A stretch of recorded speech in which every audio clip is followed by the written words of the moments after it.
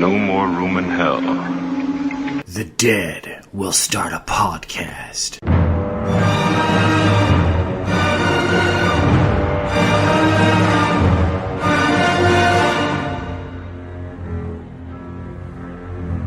He shall be shut up when it's I who am mad.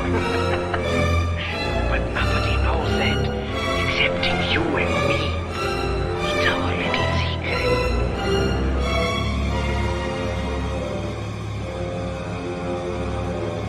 You gotta stop fighting and go with the flow. Don't be so stiff. Listen to what your arm's saying to you. What's my arm saying? Right now it's saying, have another drink, old buddy.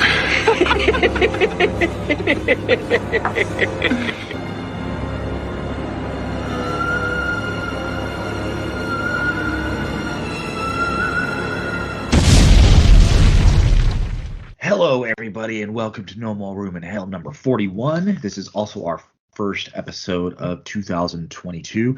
I'm going to call this the little episode that couldn't, because I think this is our third try at recording it. We just had life issues come up where we had to postpone it, but finally it has come. I know people have been asking, hey, didn't episode 40 come out like a month and a half, 2 months ago? Yes, that's true. And I think for the most part, we just kind of ran up against the holidays where I think the first postponement was just a decision with everything going on at the end of the year. Let's push it back. And then other stuff came up and it just made sense to kind of hold off on it. But it sounds like, with the new year, we're just about through the first month of 2022. It's about that time where things start picking up again going forward. So we are back, and hopefully from here on out, we'll be getting them out regularly again.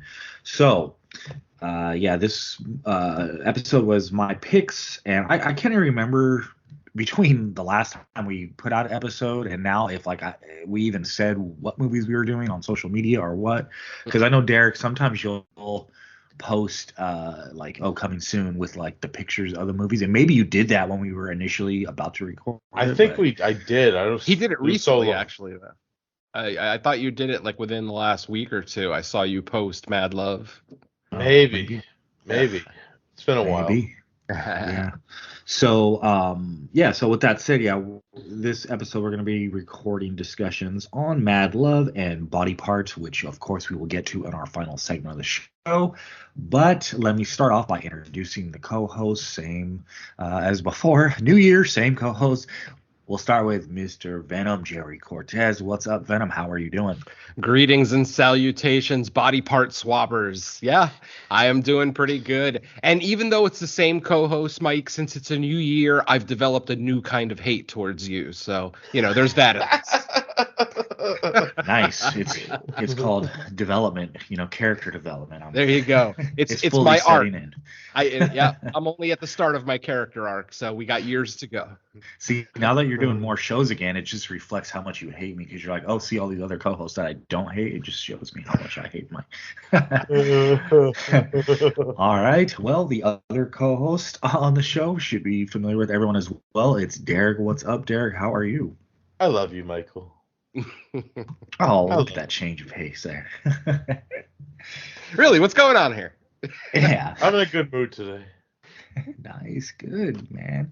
It's we are well, I guess we are recording this with the conference championship playoffs going on in the background. So I guess people might be happy, in a good mood, depending on what team you root for and what they're doing today, or could be in a horrible mood. My team's not even in the playoffs, so I don't really care that much either way, although I do live in 49er fan region, so I fully expect if the Niners end up winning, if we're still I don't think we'll be recording by the end of the game, but I fully expect if they do win that there's going to be like celebration noise going on all over the neighborhood.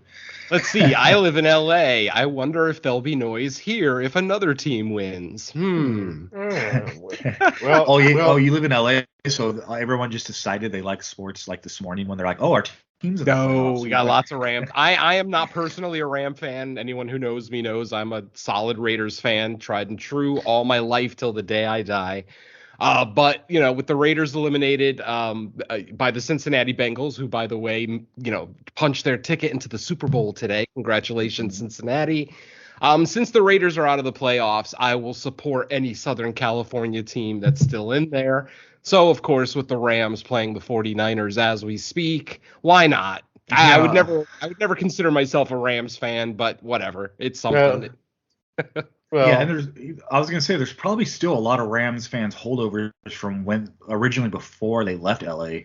Oh yeah, you see a lot of those powder blue 70s Chargers, LA Rams jerseys. Absolutely. Yeah, 'cause they were. If it wasn't for like the Niners being so good in the '80s, I think the Rams, because the Rams had a handful of like good seasons. It's just that the Niners were so good in that decade that they just couldn't get through them.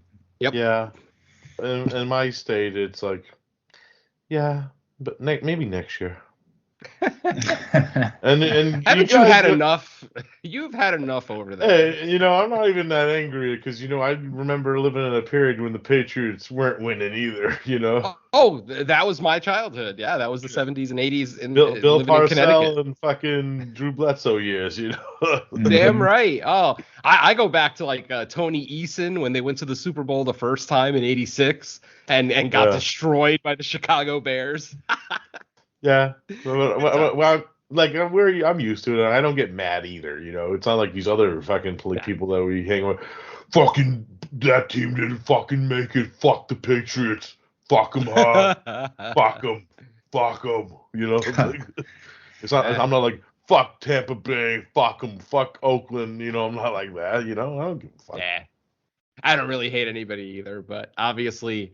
The Raiders have a bad history with the Patriots. A couple, there's the tuck rule game, the field goal in the snow game. A couple of playoff games. I think even back in 1970, the Patriots and Raiders had a playoff game that ended controversially. So yeah, we have a little bit of a history. Not much since we're not in the same division, but definitely some playoff history. But no hate. I don't hate.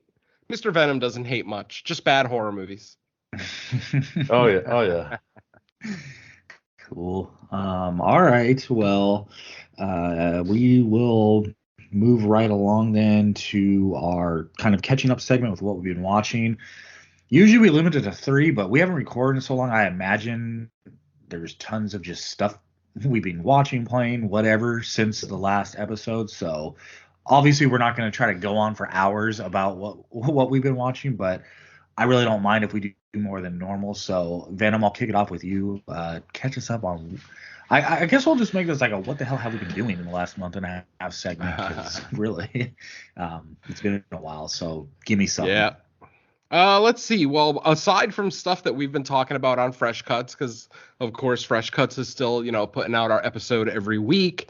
Let's see. One of the first things that I watched for the first year is called The Kindred. It is a supernatural thriller. I guess it's okay to call it a horror movie. It's not necessarily going to be the scariest thing you've ever seen or all that terrifying. But what I love about this movie is James Cosmo. Anybody who knows James He's Cosmo, my spirit animal. Oh my God. And he is fucking spectacular in this film. He makes this movie what it is. Up until I saw a movie this week, this was actually my number one horror movie of 2022 out of all 8 of the movies I've seen, which obviously isn't saying much, but yeah, this one really spoke to me. Once again, it's a slow burn. It is kind of starts out as a kind of haunted house supernatural film. It kind of remains in that vein for the majority of the film. And then when we get to the end, it kind of turns into something a little bit different while still keeping that same feel that it had all throughout the film. But yeah, it's basically about a woman.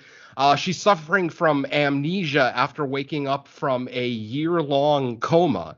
And when she wakes up, she has a child that she did not know she had. Apparently, just before she went into this coma, she had gotten pregnant.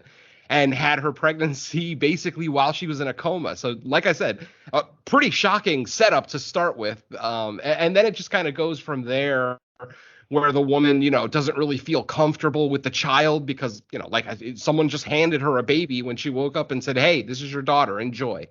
So it kind of goes from there. The movie kind of sets up as like it might be mom's mental health, like a lot of the stuff that she might be seeing might be, some mental health issues. But then the movie takes a cool turn right at the start of the third act, which I will kind of leave my plot points at that because I think this is one that should be watched.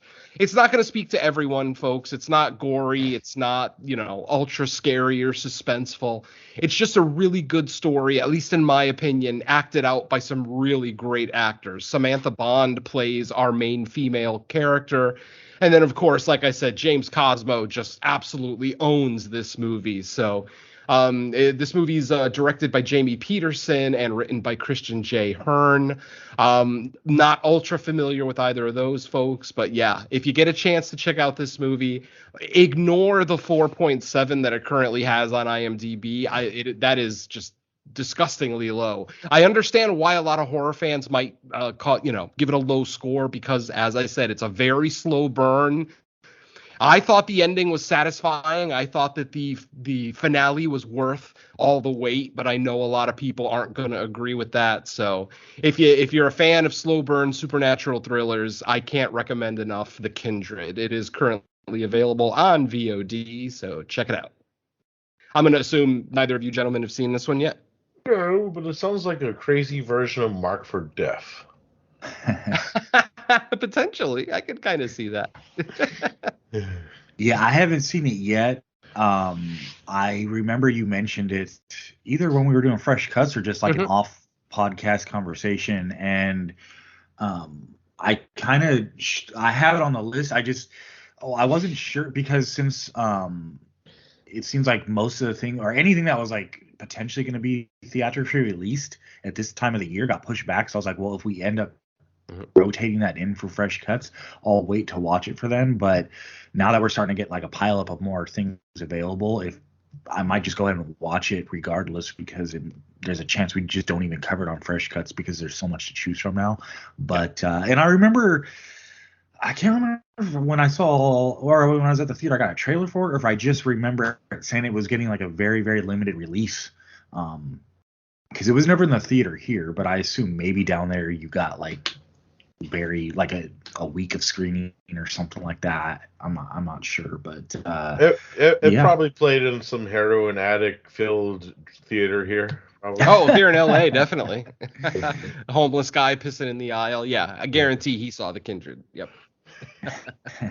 Nice. It's like that movie The Last Man. Yeah. All right, Derek, what do you got up first? Okay, I usually don't talk about newer things, but I will today. I watched the first 2 episodes of this South Korean show that's on Netflix called Hellbound. Ooh. It was very intriguing to me because pretty much the opening of the first episode of this is this dude like in a cafe, and all of a sudden these giant demon creatures just pop out of nowhere. They look like kind of like the fucking Yetis from the Mummy fucking Tomb of the Dragon Emperor or whatever the fuck that is. And they just come and just tear this dude apart in front of everybody else. And that's how it starts. And it's pretty much following the police investigation of what's going on, what are these creatures, where they come from, where they go after they're gone because they vanish in midair. And it's being connected to like from what I've seen, like this religious cult that are foretelling of these prophecies of the end of days. But yeah, that's all as far as I got in it. It was interesting. I like the investigation stuff a lot in it. The creature stuff might throw some people off because some of the CGI, wow. South Korea and their CGI. Sometimes, yeah. Yeah. But yeah, I'm enjoying it so far. I'm curious to see where the show goes. But yeah, it was kind of bloody. That first kill was fucking brutal as all hell. I was like, whoa, wasn't expecting that in the first 8 minutes.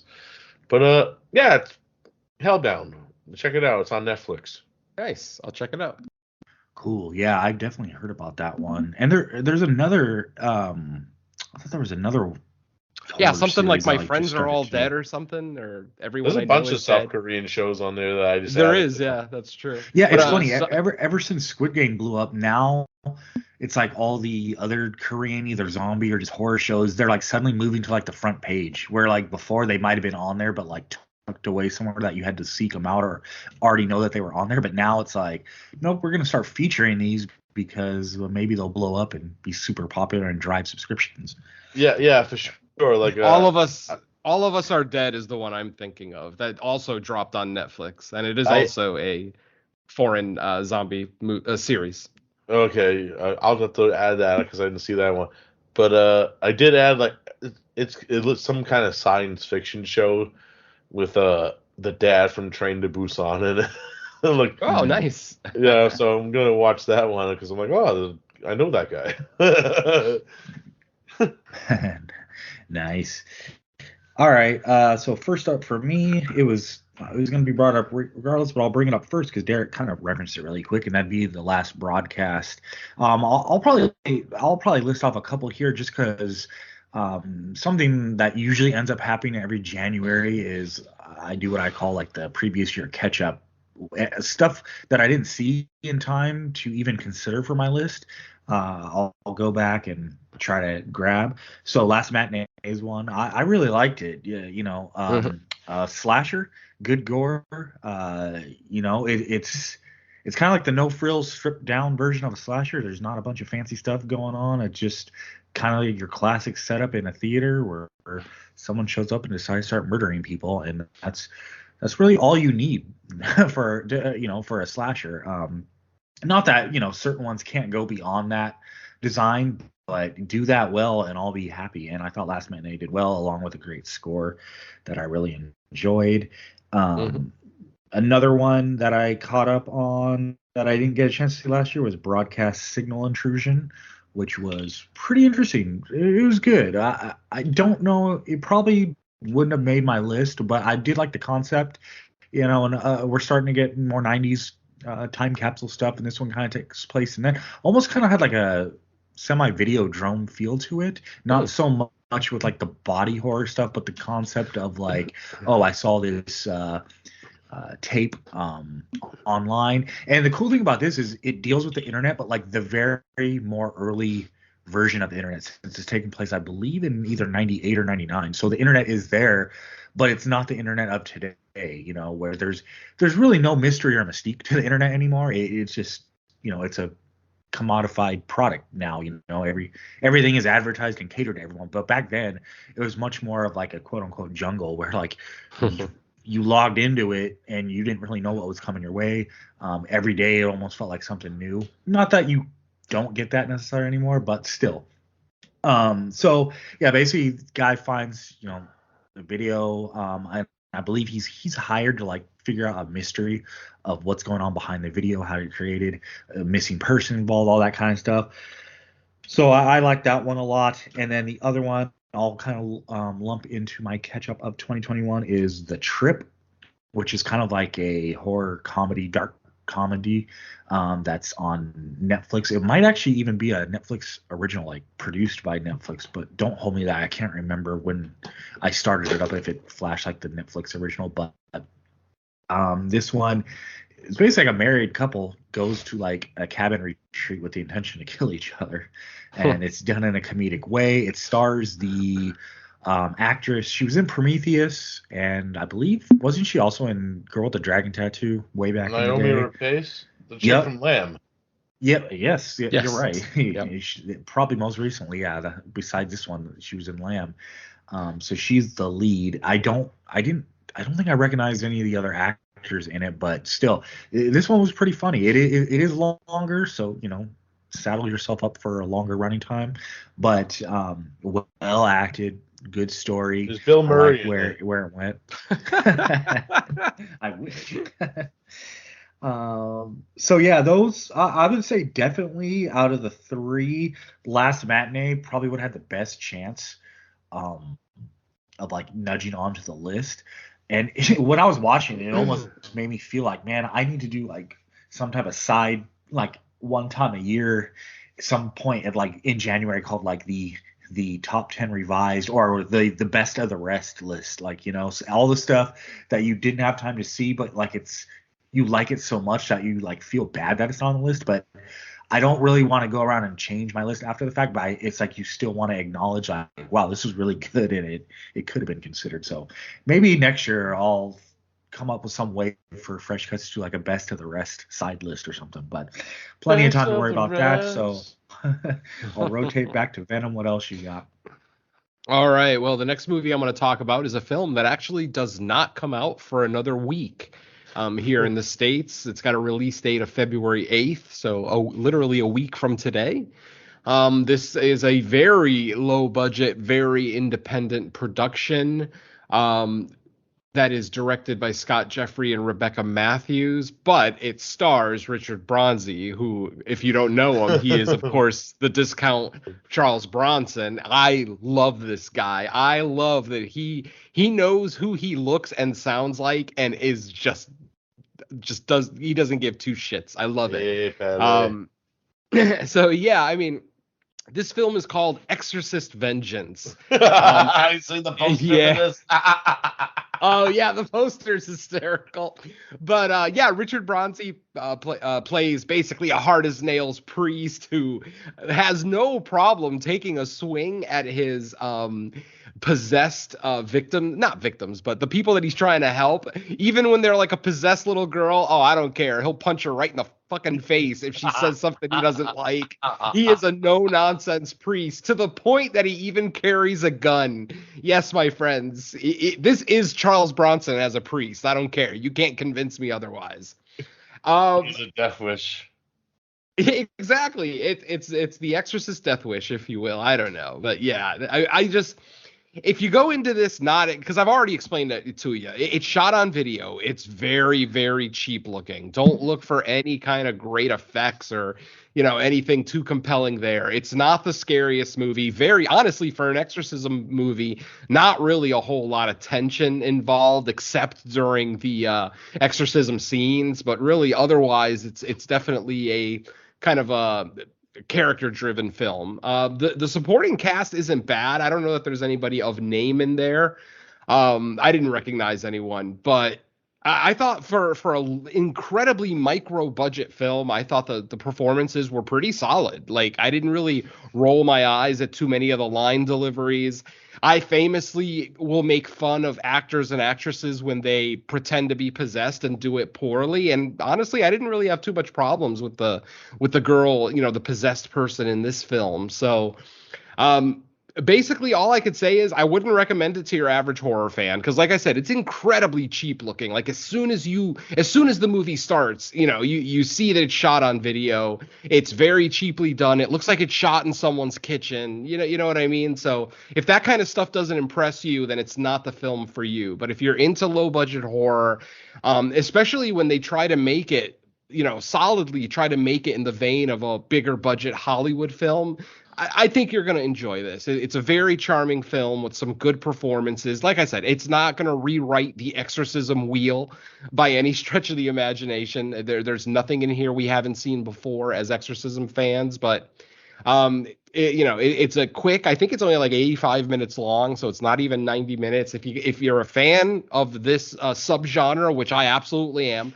I will watch any exorcism movie you put in front of me. I don't care how cheap looking it is. I don't care. I will generally, find something in there that I enjoy, and I did with this film as well. So all I can say is if you're going to check this out next week when it comes out, just be prepared for some low budget goodness, but in my opinion, goodness nonetheless. So there you go. Best part of waking up is goodness nonetheless. And it's Richard Bronze. Come on. I saw some stills from that movie, and I'm definitely interested just for every reason you said why you like it. I'm like, I got to at least check it out. Yeah, that's all. Yeah, I like I said, I wouldn't I don't want to put any undue expectations on anyone. I'm not going to sit here and say it's a quote unquote great movie, but I pulled a lot of enjoyment out of it. And I think if you're a hardcore fan of this subgenre, I think you'll get something out of it. So yeah. And if you like, Charles Bronson, why wouldn't you want to see his heir apparent? It's awesome. Just to see a pre-shoot at a girl who's possessed by a demon, I mean, that's worth the price of admission right there. All right, Derek, what about you for this rotation? I got this Blu-ray in because I'm a Blu-ray whore. I love watching Blu-rays of a film that I've seen before, and I'm glad I got a chance because the only way I could watch this movie was like in fucking like a VHS rep for the longest time, and that is The Borrower from 1991, which kind of shares some veins kind of with the fucking two movies we'll talk about later. This movie is directed by John McNaughton. It's actually his follow-up film from Henry, Portrait of a Serial Killer. And The Borrower is about an alien that gets exiled to Earth, as we find out he was a serial killer on his planet world, and they make him look human with this process called regeneration or something like that. I forget what it's actually called, but they make him look like a human. They're more insectual looking aliens because we see one up close next to our particular borrower. So they exile him to Earth. He runs into two hillbillies, one played by the Tom Towles, the late Tom Towles, of course, R.I.P. And yeah, they think he's all right because they saw him. They actually they shoot at the other alien that was putting him on Earth because were having a fight, and they're like, "Are you okay, pal?" And he's like, punches them, and all of a sudden his like body starts to morph and expand, and all of a sudden his head explodes. Oh, so it's just a corpseless, headless body now. As Sue was saying, and Tom tells us like, "You got to go get that other. I need you to take the truck and go get the neighbor's van because we're gonna sell this shit on eBay. Somebody will be wanting this." So his son ends up going to take the truck, and he stays with the body. The body comes back to life and takes his head. Hence the title of the movie, The Borrower. He borrows people's heads to stay alive. So that sounds awesome. Does he ever give them back though? I mean, is it really borrowing? Well, no, of course not, because he ends up killing.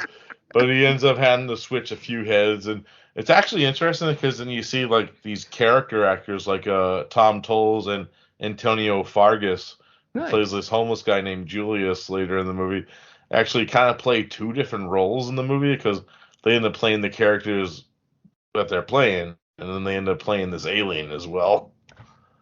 So it's kind of interesting. And there's actually one scene where it involves a dog. Yikes. Where you see Is a that headless. Yeah. Oh. And while this is also going on with the aliens going around, we're following two police detectives played by Ray Don Chong and Don Gordon, trying to say, what the hell's going on? Who's taking these heads? And it's a fun little romp. It's very different from Henry, as you can tell by the plot synopsis that I gave you. But I kind of like it because it gives that inner city Chicago feel that Henry did as well, and kind of expands it. I kind of like movies like this where aliens come to Earth. It's kind of like a fucked up, violenter version of Brother from Another Planet. Have you guys ever seen that movie? That John Sayles did back in the early 80s. But yeah, movies like this still get made today, and it's just a cool little time capsule of a area than it's grimy Chicago and shit, and it's cool and sleazy and has some sleaze to it. Tom Towles is fucking great in this movie, especially with his scenes with Antonio Fargas. It's good. It's fun stuff. Good soundtrack. Yeah, I recommend it. Not many special features because unfortunately a lot of the cast and crew are no longer with us, but still fun. I still recommend The Borrower. It looks great. It was great to watch a HD version of this movie finally. Because like I said, I only seen VHS rips, and it still made my top 10 of 1991 when I was on the 22 shots. Sweet. Okay. So next up for me is actually a 2022 movie. It's called The Innocence. And this is, I'm not sure if it's Sweden or not, but it's definitely European, like a Nordic European country. Basic setup here is a group of kids find out that they have some type of telepathic psychic powers, each one a slightly modified different version. And it I mean, with the way the synopsis sounds, it's almost like a little X-Men movie or something, but the tone of it is definitely not anything like that. I would say. So you mean good? Yeah. Right. So I enjoyed the movie. I'll say going into it, like, it could be a contender for fresh cuts, but I would say there's a high probability that it would not be a Donatelli movie. It's a long running time. It's very slow paced psychological horror. Things I tend to like in horror movies. But I think there's going to be people that just, you get to like 45 minutes, an hour into it, and they just want to check out because of how it's paced. But I think, the movie does a lot of really good things. By the time we get to the end, it gets pretty dark. And that's all I want to say, just in case we do end up covering it on Fresh Cuts. But I'm going to assume you guys haven't seen it because it is pretty new. No. And I already hated it because it took the title of the greatest horror movie ever made. Yeah, same title, a different movie, but for sure. All right. So yeah, I guess I'll be brief on that one just because of how new it is. But yeah, I did really like it. So back to Venom. Let's see. At the end of every year, of course, we do our rewatches, and then we try to squeeze in movies here and there and what little free time we have. This next movie is a 2021 film that I squeezed in at the end, not necessarily because I had heard great things about it, because I hadn't, but just because it is a horror anthology, and I do love my horror anthologies. And I'm the kind of person that says even when a horror anthology is bad, I still kind of enjoy it, just because of the format and everything else, that kind of short story presentation always kind of works for me.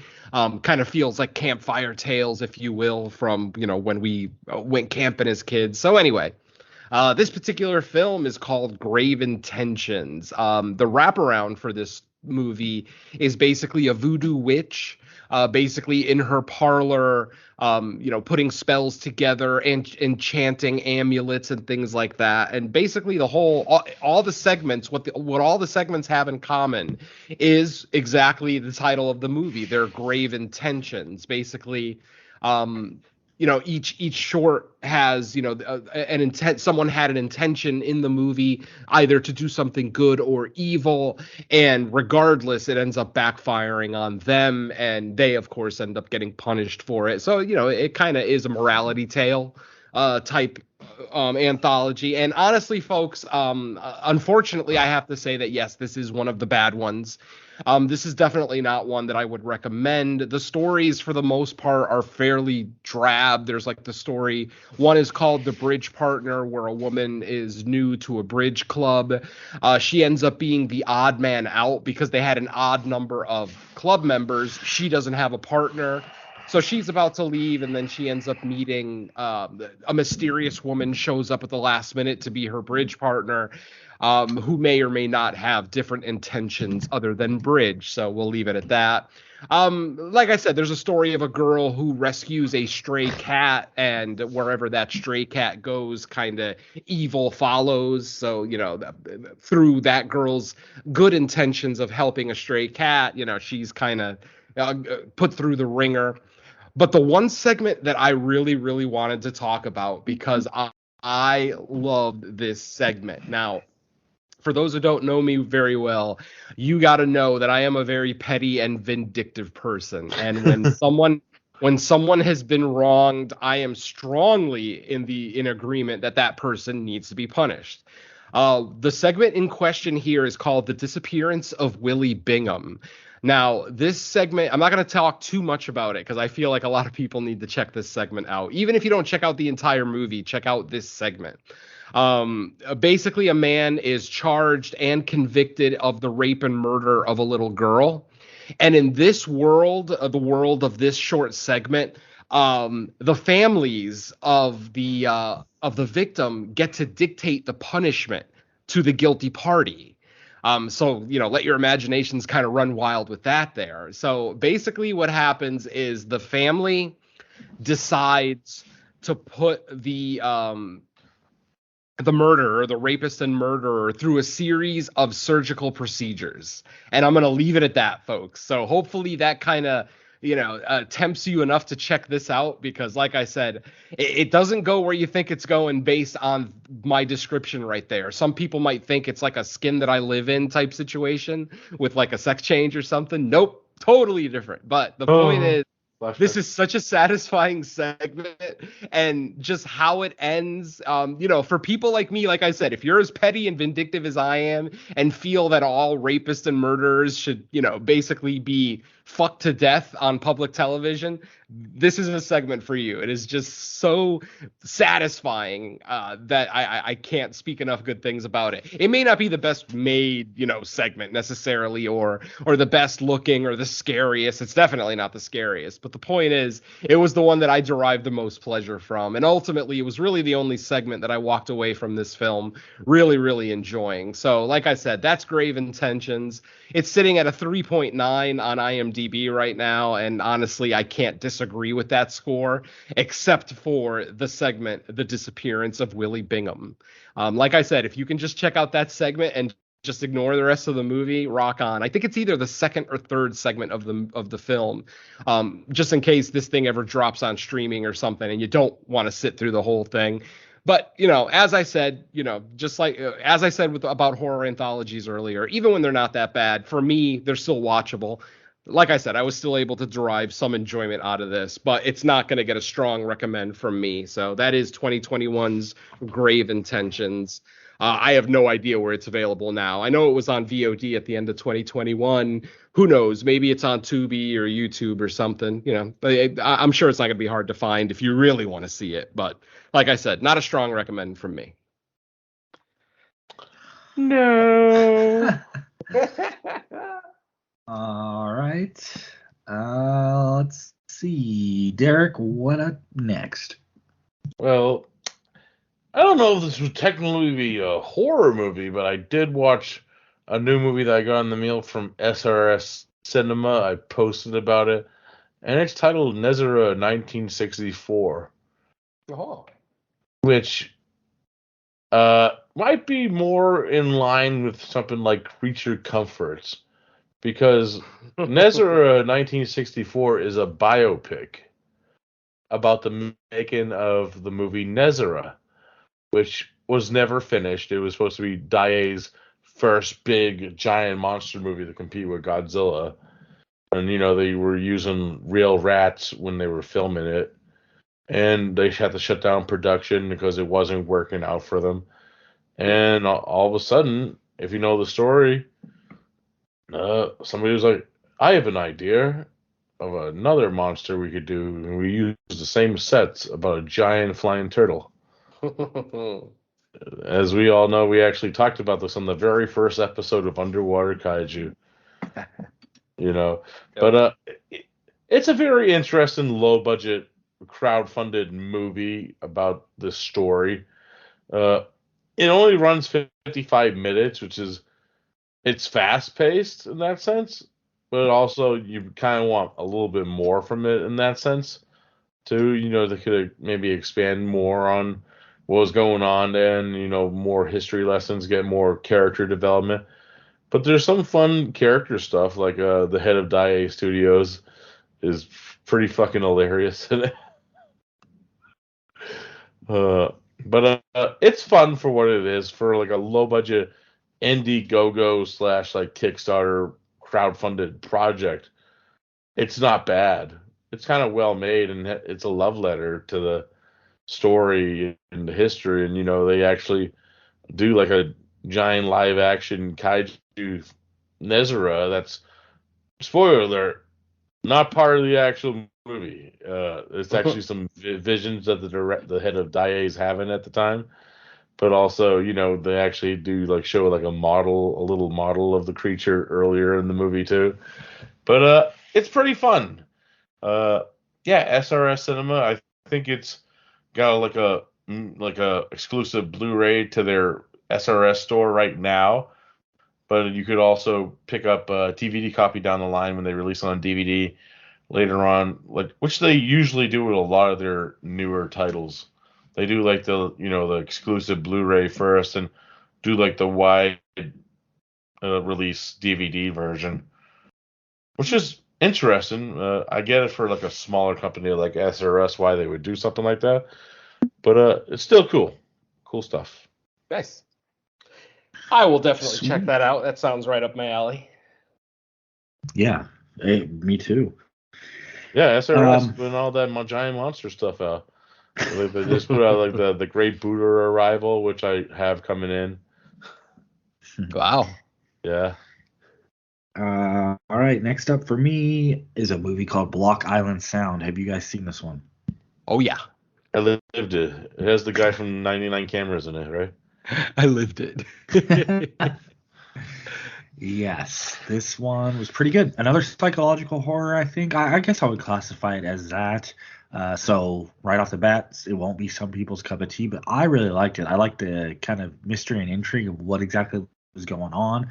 I like that they didn't feel the need to like give away too much too soon, and I just like the eeriness of it. I thought it was really well done, and it's a shame that I didn't see this one in time either. Venom, what did you think of this one? Oh, I loved it. I mean, I saw it in time last year. It just did not make my top 10. It lacked a little bit more visceral horror that I'd like to see in a movie like this, but still, I mean, very solidly psychological. I mean, you could make the argument that this is almost Lovecraftian, based on the mystery of what's actually happening here.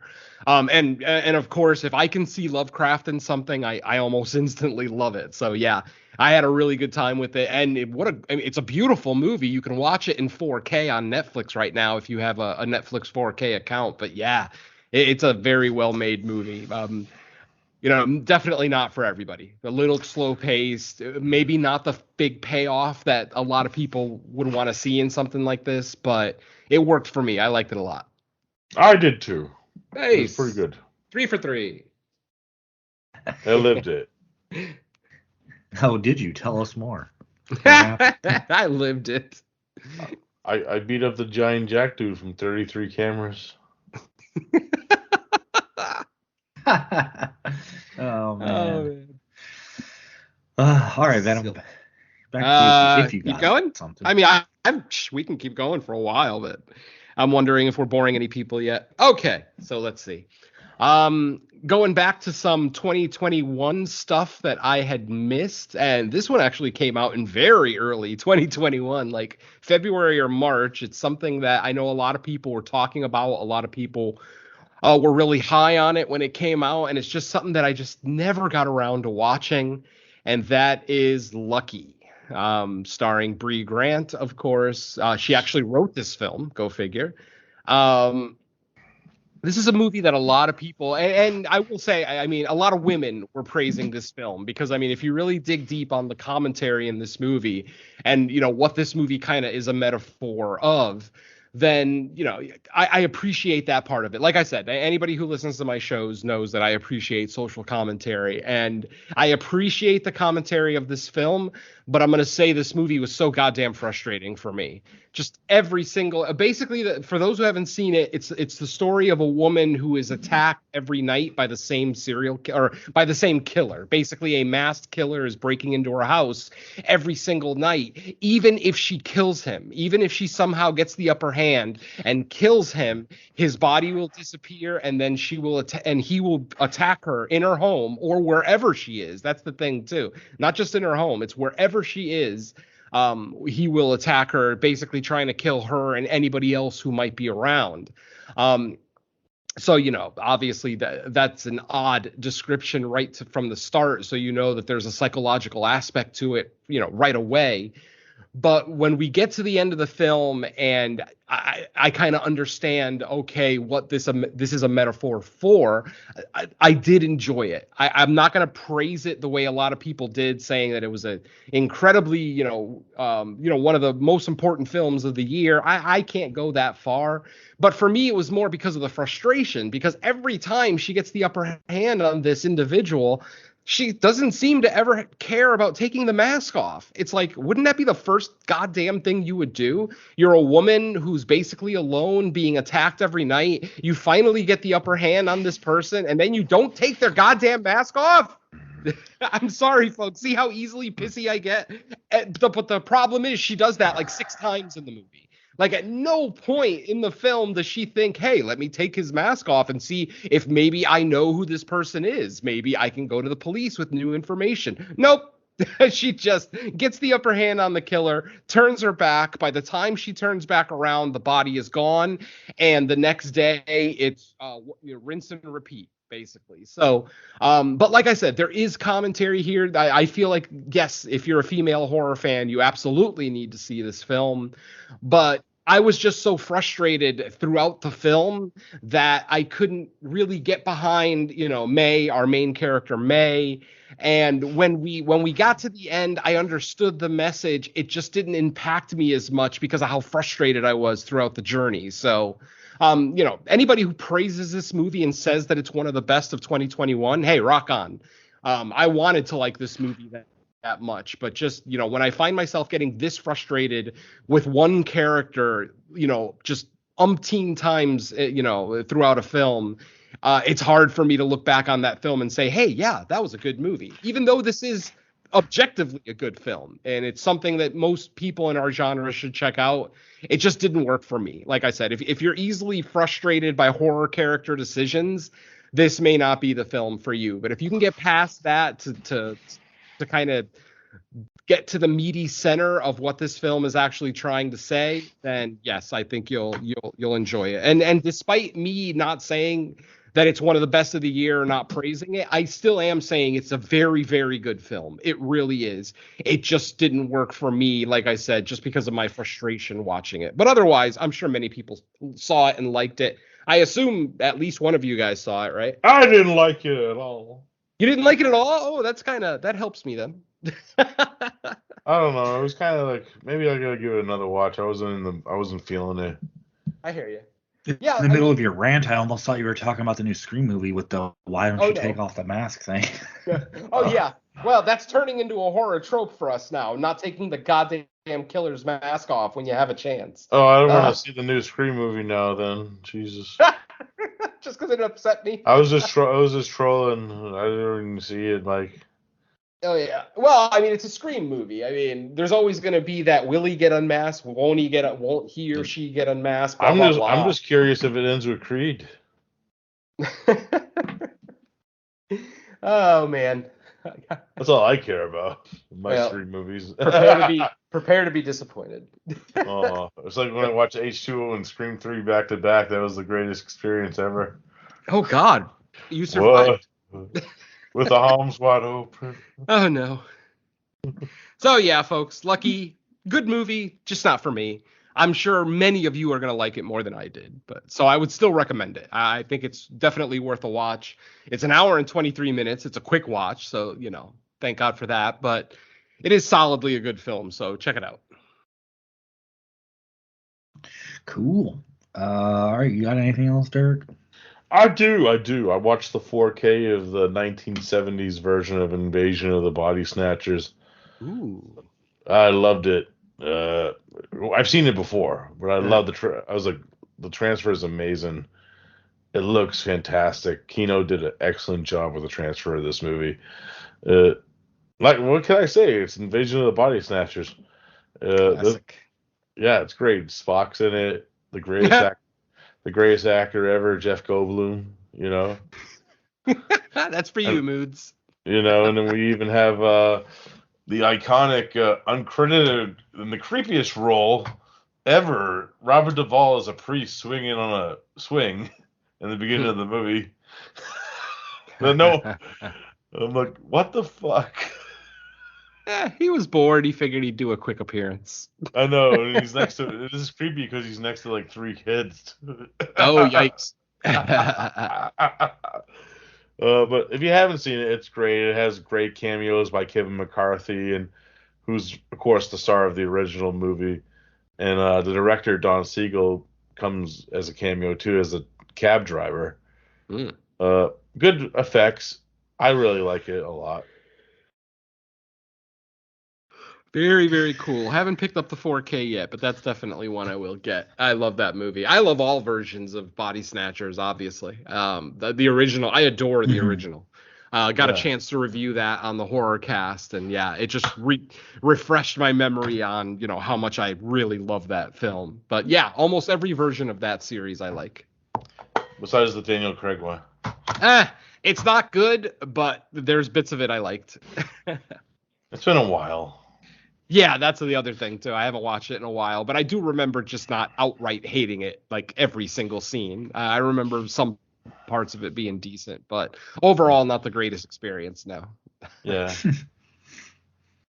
All right. Well, for me, so I mentioned at the top of the show, it's been a while since we were originally supposed to record. So back then I had listed in my notes kind of wrapping up some of the TV shows, because at the time I think Dexter had just wrapped up. Yellow Jackets was a week away from wrapping up. So I'll just say, a lot of the TV shows from 2021 were really good. I had a fun time with Dexter. I think the way it ended was way better than the original series. I don't think it was like a flawless ending, but it was probably about, as far as how the story was going during the season, it's probably about as good as it could have been. I've heard like some critiques of it, and they're fair, but I mean the overall consensus is like this was a way better way to wrap it up than what they did originally in the series. And then Yellow Jackets, it's caught fire now. Like it seems like a lot of people are getting into it now. Obviously, for anyone that's watching it now, you can marathon it out if you choose. But I was watching it when each episode released every week. That's great. And then 2021 overall, man, Midnight Mass, Squid Game we brought up briefly earlier.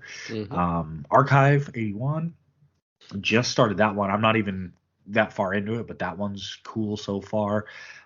There was a lot. Like I was thinking the other day, I was like, I could almost like take my favorite shows from 2021 and put them up against my favorite movies. Like if I just picked like 5 of each, 2021 was just one of those years where the TV stuff was so good.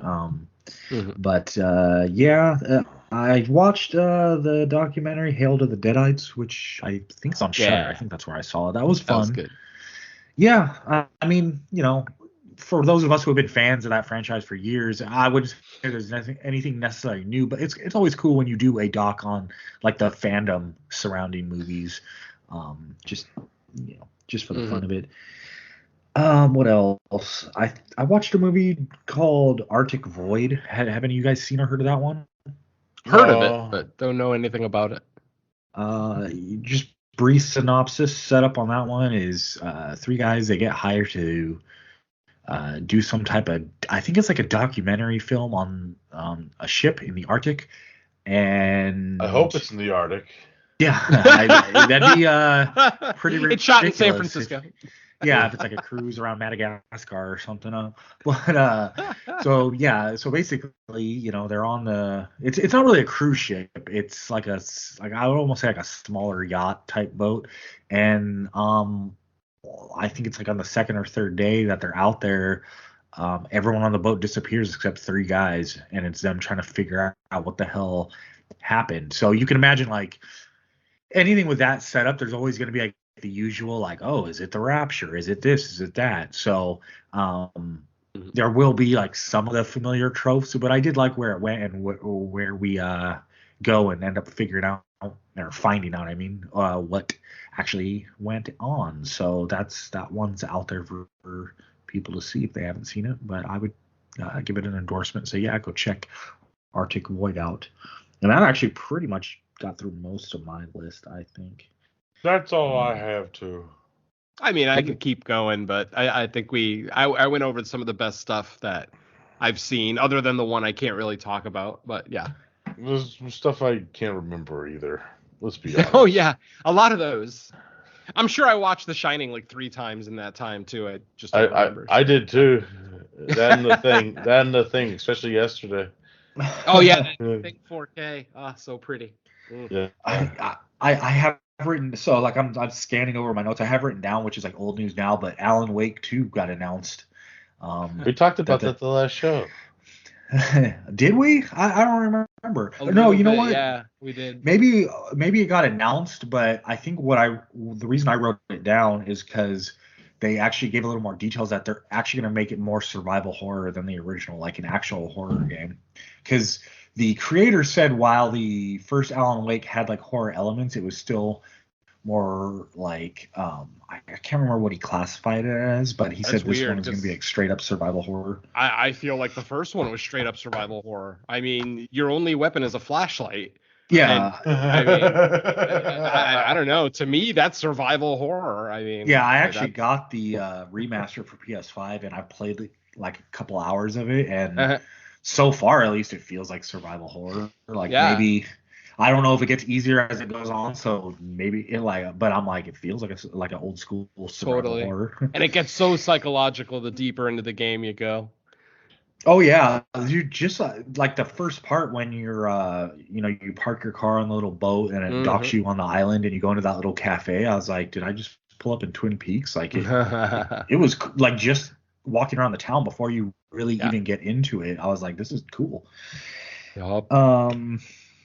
Yeah, let's see. And if we're going into news, I don't really have it. The only news I have, and it's funny because I had an Evil Dead game news item written down way back then, but since then I just heard that it got pushed back to May because it was supposed to be February that it came out. And the news that I had is they were adding a single player mode, but the single player mode was just going to be like side missions, which I don't know what the side missions like, what they would entail, and then like you could populate the game with bots if you didn't want to play online. I mean, it's becoming a familiar theme with a lot of these games where they're just made to be multiplayer games, but like fans want single player games. But you could tell the developers, it's like they don't want to disappoint people by saying, okay, no single player, but they don't. Whatever they add to it, it's not really like any type of campaign, and that's what people want. Yep. Because there's just too many of these types of games have their place, but see, to me, these horde style games, that was always what the add-on was back in the day. Like they would add that feature to a single player or something, kind of like zombies. Even like a game like Uncharted, they would add on a multiplayer, but the single player campaign was what it was, and it sucks too because there was like I think 3 Evil Dead games, at least 2 of them were actually good. I think Hail to the King and Fistful of Boomstick were actually good single player campaign.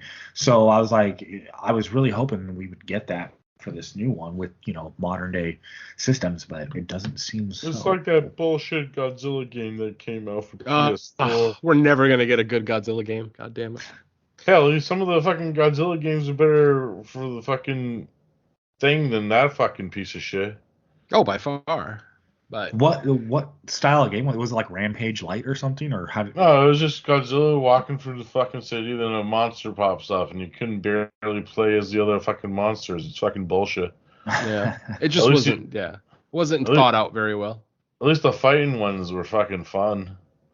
Yeah, for a little bit anyway. So it was basically a game just made because people like Godzilla, so we gotta Pretty put out much, a game yeah. with Godzilla.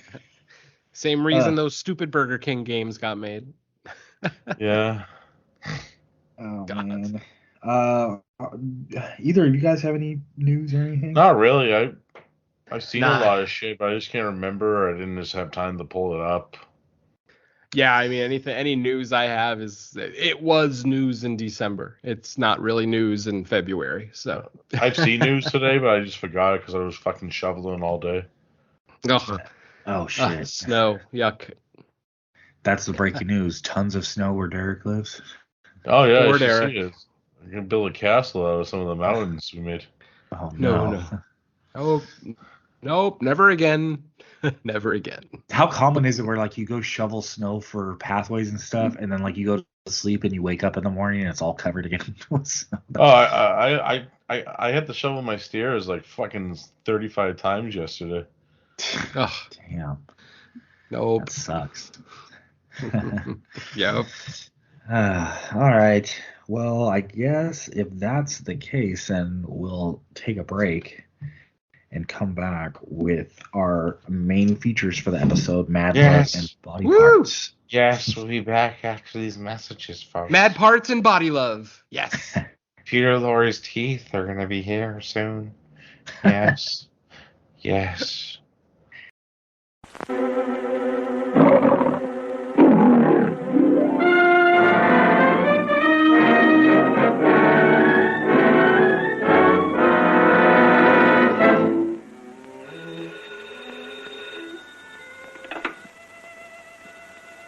Yeah. Yeah, this is Peter Lorre speaking. I couldn't resist the temptation to call you. I just read of your new picture that you're to make. Oh, that's very nice of you. Thanks for your interest. Oh, I thought you were magnificent in M. And just the other night I saw your new picture, The Man Who Knew Too Much. What character are you going to play in? Oh, it's the most unusual story. You know, it's a great love drama. I am to be a half-mad scientist. I, a poor peasant, have conquered science. Why can't I conquer love? He shall be shut up when it's I who am mad. But nobody knows that. Yes, each man kills the thing he loves.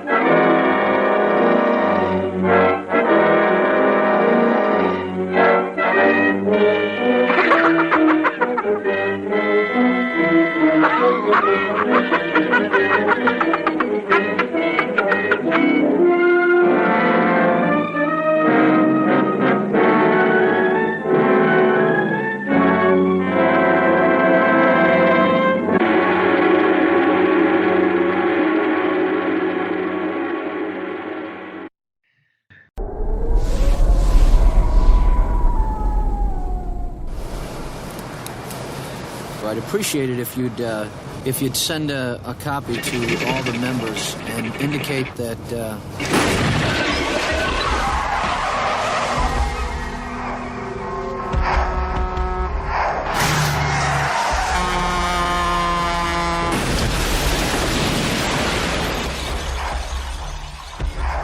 Bill, there's nothing to worry about. Everything's going to be just fine.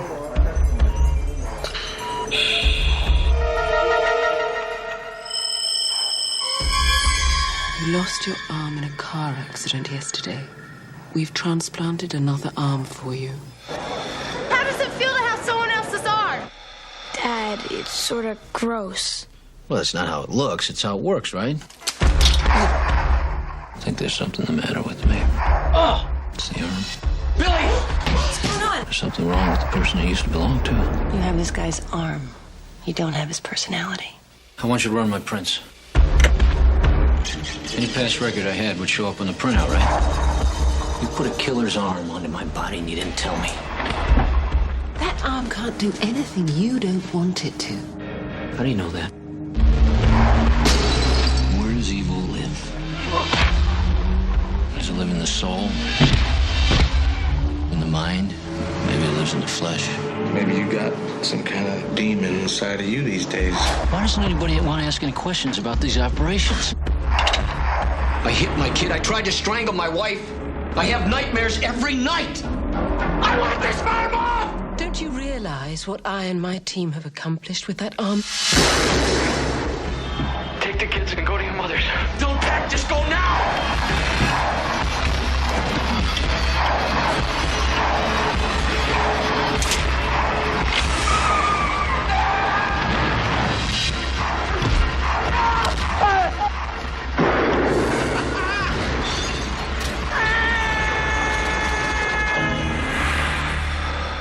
Body parts. We're making history here.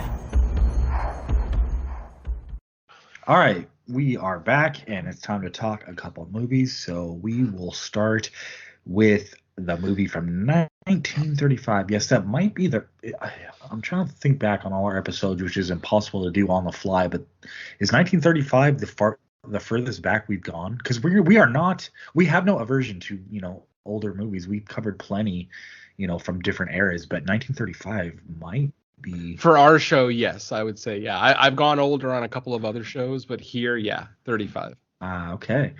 So, synopsis. In Paris, a demented surgeon's obsession with British actress leads him to secretly place her concert pianist husband mangled hands with those of a guillotined murderer with a gift for knife throwing. Something I love about like older horror movies like this is while they didn't always have the special effects, gore, or anything over the top, like the motivations of like the villains in these movies were very dark and disturbing. Like what they like, the content might not match the evilness of what they wanted to do, but goddamn, like some of these guys, like their plans and why they wanted to do things. It's like, man, was there not a better way to like win her over than do this? Yeah, so this stars the late great Peter Lorre. For people that aren't familiar, because I feel like there's probably people that might not be familiar with him or just not by name. I would almost say he's like a precursor to Vincent Price, right? I mean, is that fair to say? He's that type where he has a very unique look and voice where if you see him or hear him, you instantly know who it is, assuming you know. But even if you don't know him by name, you've probably heard that voice before or some type of caricature of him after the fact. And it feels like he's like one of those unique figures in the history of the genre and just film itself, because his features are so distinct. It's hard to mistake him with anybody else. But I guess I'll kick it to Venom. Have you ever seen this before? What did, and if not, or if so, what did you think of it on this watch? Well, this was indeed a first-time watch for me. I had never actually watched this. I am a fan of Peter Lorre. And yes, I mean, to go back to Mike's point about his relationship with Vincent Price, I could see how he could even go so far as to say an inspiration. I mean, because they were peers towards the end of Peter Lorre's career in the 60s. He and Vincent Price, starred in a few movies together, most famously A Comedy of Terrors, which actually is one of my all-time favorite films. But yeah, I mean, so distinguished. So, you can't mistake that voice. You can't mistake that look. You could almost recognize him from behind just based on his gait and, his bald head and whatnot, So, yeah, very distinguishable actor. And yes, this was a first-time watch for me. And you know what, folks? I loved it.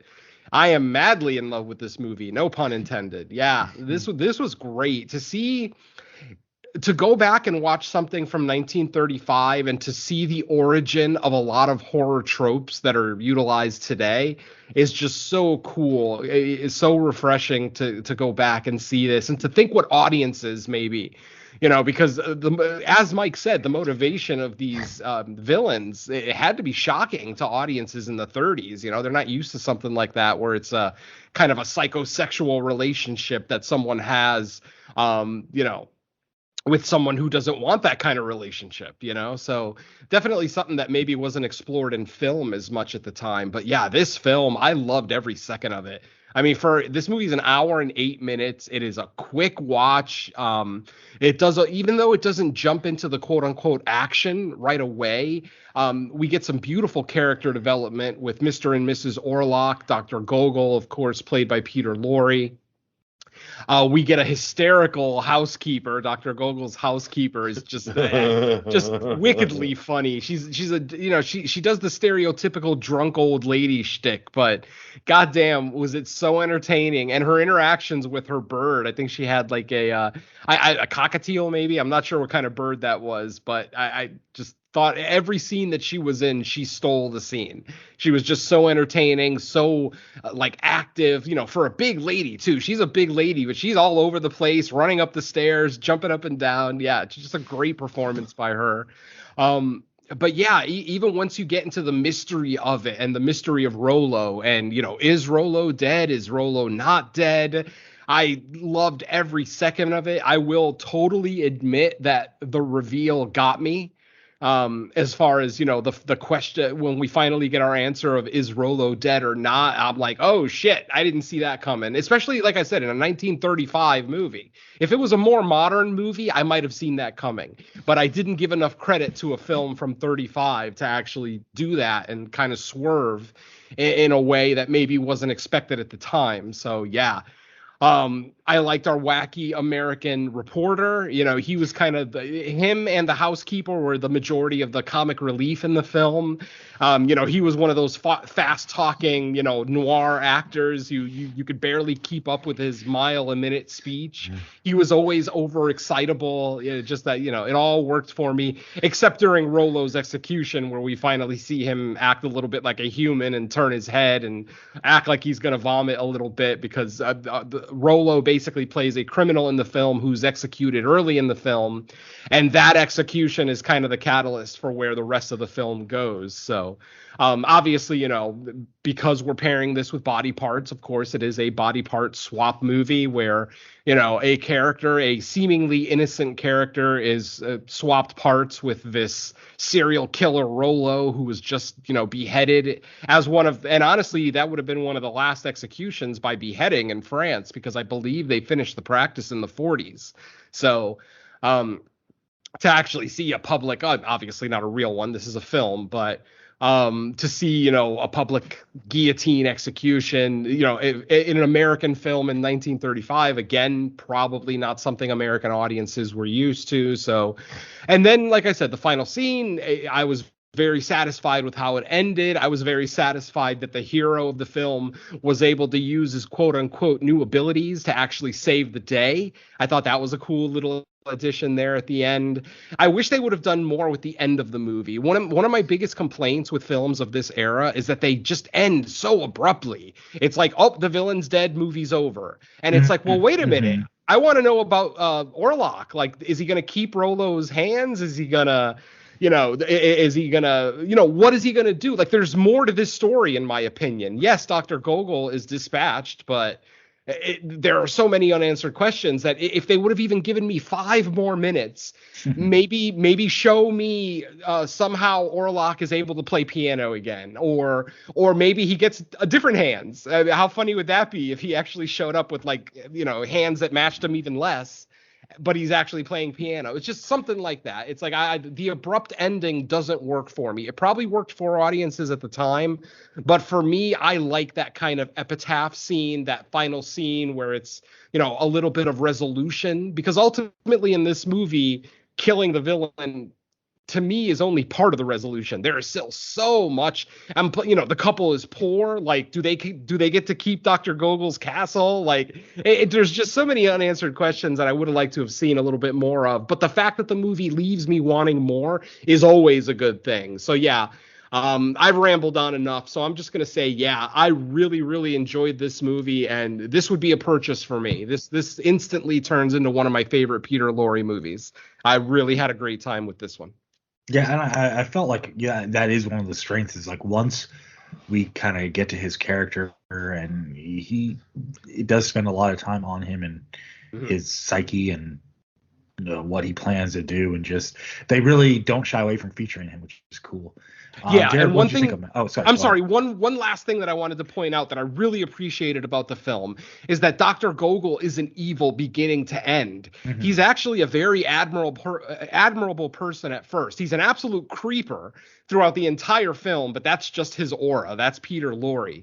But ultimately, it's not like he's out to do harm the entire movie. I mean, he cures sick children for a living, and he does it for free. He doesn't even take payment for it. So Dr. Gogol is a weird character in the sense that he starts out very admirable, but because he kind of gets this dark desire for this woman that he can't have, it turns into something else, and I really love that character arc for him. So I just wanted to throw that in there too. Yeah, bringing that up kind of makes me wonder too. It's like, we're talking in the 1930s here, and it makes you wonder if, like, coming out of the 1800s, into the earlier 1900s, I would say, if there's still kind of like that skepticism of like the science and medical community. We're coming off like a lot of breakthroughs in that department, and I wonder, because like there's a lot of horror movies of the time that have to do with like crazy doctors and mad scientists, and like maybe wax figures, like the unknown future of like medicine and science and where it could take us. And so of course, like, people speculate, well, what evil places will we go with all this stuff, just due to like we're still in unknown territory with it. But yeah, it does kind of bring up an interesting thing, if that's the motivation for a lot of like the mad scientist movies.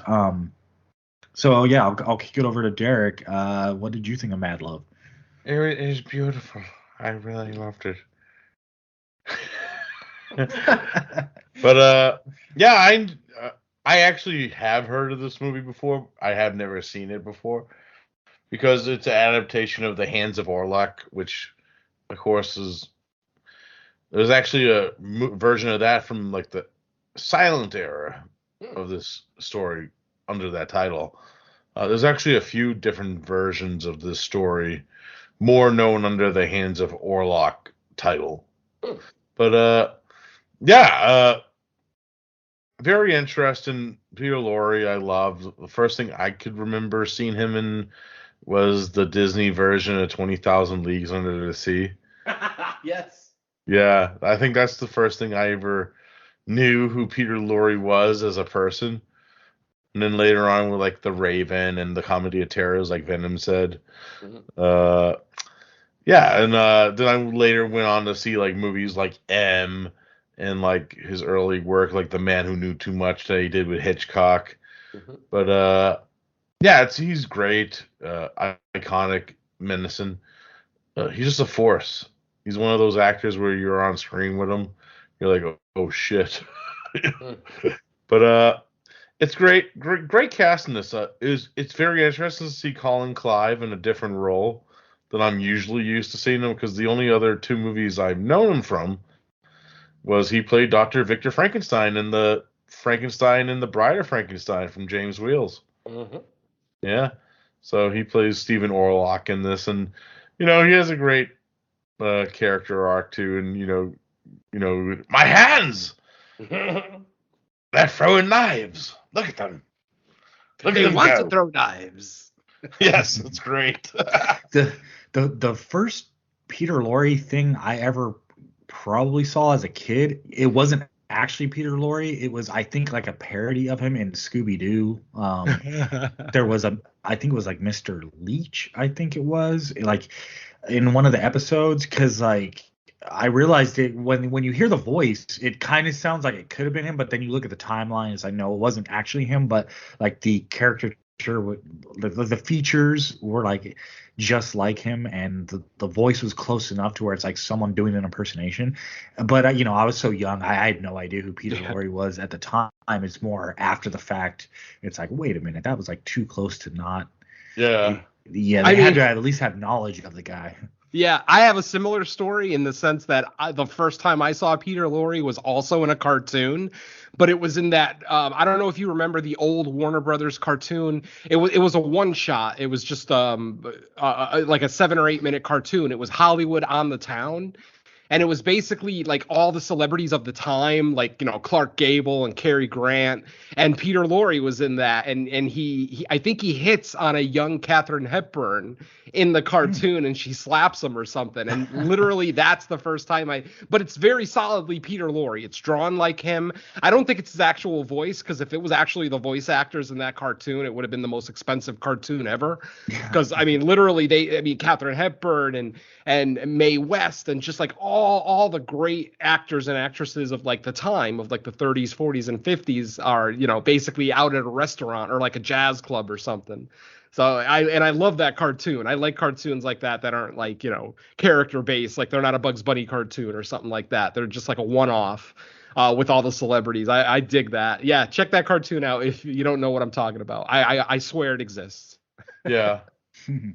But yeah, I also had to agree with Venom with the maid, and especially the scenes with the fucking the reporter. I love when he's just bribing her with alcohol. It's great. And he's like, so good. And she's telling the story. I talk to the body every day. And she's thinking, of course, talking about the wax figure up in his room. But yeah, that's probably the funniest scene in the whole movie to me, when she's talking to the reporter and the reporter's talking about Rollo's body, but she's talking about the wax statue, and they're just it's just one of those miscommunications. It easily the funniest part of the movie to me. I was laughing my ass off. Yeah, I was cracking up. And we actually put up the trope from, this would actually pair well with like Mystery of the Wax Museum from the same period, with Lionel Atwell, which of course was later remade into House of Wax. But yeah, because a lot of these movies had wax figures in them. Well, quote unquote wax, because there's a couple of shots where it's not a wax, it's the actress. Yeah, definitely. But you can tell like with some of the side shots, it's a fake. Exactly. Yep. Yeah, or when they're carrying it, it's definitely fake. But yeah, it's cool how they did that, and I think. Honestly, Mystery of the Wax Museum kind of did the same kind of texture of lighting and shit without that kind of shit. But they probably had the actual actor stand in some scenes. Mm-hmm. It's been a while since I watched that one. Yeah, me too. Because I know the Vincent Price one's like full-blown wax. Yeah. Yeah, and, they had the same reveal, of course. But, yeah, that's a totally different podcast discussion. But, yeah, fun movie. I didn't expect the ending to happen. And actually, because I didn't actually watch, I watched, because I rewatched, a lot of the stuff that there's a kind of a homage to like one of the reveals of the other movie with like a certain neck brace that's used. Yep. In the next movie we're going to talk about, which is cool. I know Eric Red, who directed the next movie, probably is a fan of this movie. Oh yeah, in some sense. So that's cool. And even like some of the scarring of like the body parts that are exchanged kind of look similar too. So yeah, I like that, like keeping track with the tropes of these certain types of movies and the later movie we're going to talk. Well, we'll talk about that in a minute. But overall, Mad Love, I highly recommend it. Great era piece from the 30s. Yeah, because I have the Blu-ray of this. Ooh, nice. Looks great, by the way. I'm sure. Yeah, I'll just to add, I did say a little bit at the beginning, but yeah, this movie really lets Peter Lorre shine, which is good. That's kind of what you need to do when you have that kind of character actor on your screen. He's the type of presence where like you don't really need to do much with him. Like, you put him in a doctor outfit, he's gonna come off like a mad scientist doctor just because of his characteristics itself. He's like the opposite of someone that needs to like ham up a character or this type of character. Hell, a year later, he fucking played a Japanese man. That's right.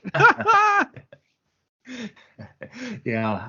But yeah, I mean, I think Venom already brought it up. The movie is only an hour and 8 minutes. There's really no time to waste, and they don't do much of it. They pack everything you need to in here. I mean, this is like one of the rare cases where you could even say, give me 10, 15 more minutes just to flesh out the ending, because it definitely has that style of like right when he's about to do some real harm, they break in and save the day, and he like does the slowly collapses to the ground and dies in a happy ending, even though it's like, but wait a minute, some of the damage he had done to he got people stabbed, and he stuff, got hit in the shoulder too. Yeah, he didn't get hit in a spot where it would kill him, but I guess audiences in 35 were much more forgiving. Yeah, I mean, it's definitely more of like we're just going with the story aspect of he dies at the end more so than like you actually see that he died. I'm dead. But yeah, there really was so much more story to tell. I'm not going to complain about the running time because it is quick, even though it never feels frantic. Like at no point in the movie do you feel like it's moving too fast, like they're just trying to advance the story as quickly as possible. Like they take their time with a lot of those early scenes, a lot of the conversations. The first conversation that Yvonne has with Dr. Gogol. It's a very slow-paced conversation. They're not rushing through it. He's creeping her out, obviously, just by being Peter Lorre.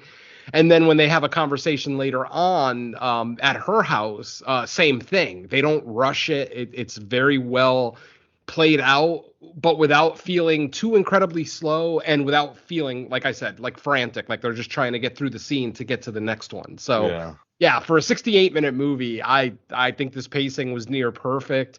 Like I said, my complaints about wanting a little bit more story at the end are pretty minimal. It really wouldn't affect like my rating of the movie if we rated movies here. It's just like a personal thing. I would like to know what happened to Orlok after this. Like, just what decision does he make? Maybe he decides to chop the hands off and just live without hands because he'd rather live without hands than, have the hands of a killer. That's what I want to see. Like literally a 1 minute extra scene just to show me the resolution of Stephen Orlok's situation would have been so satisfying to me. But ultimately, I still love this movie, and very little to complain about. Yeah, for sure. I was actually listening to the commentary of this today, actually. It's done by Steve Haberman, who's actually done a few commentaries for like these older movies I've been watching lately. And the actor who plays Rollo, Edward Brothy, actually was in another 30s classic known as Todd Browning's Freaks a few years earlier. Yes. One of my favorite films. Where he played a knife thrower, and he was part of the Rollo brothers. Yep. But he actually played a hero in that movie. Yeah. Which is interesting. Yeah. It was just nice to see that range, because he plays like one of the nicest guys in the circus at a circus full of freaks. And then, like you said, a couple of years later, he plays an absolute scumbag like Rollo. Both performances are great. Yeah, but the thing is, even like when you hear like what Rollo did, it's like he's caught his wife cheating on him. So it's not really that bad. Like, damn. Hopefully this isn't actually in the same universe as Freaks, because maybe that is actually our boy from the circus. That's what he joked. That's what the commentator totally joked. This is he joked like this is a undisclosed sequel to Freaks. I like it. I like that. We got a cinematic universe going. Peter Lorre, would you like to join the universe? He comes at the end of Freaks. Oh, that'd be funny. I'm Dr. Gogol. Come join the initiative now. Oh, so good. But Freaks. Oh, I could talk about Freaks all day. I literally will. I watch that movie almost monthly. I love it. I absolutely adore it. Such a great movie. So good. That's infamous with the director. It either hurt his career, but is remembered for for it too. Yeah, too bad too, because I mean it's looked back at as such an important film. Obviously, audiences were not ready for it in 1932, but when you really think about the fact that those were all, that there's very little makeup effects in that movie. Everybody actually looks the way they look in that film in real life.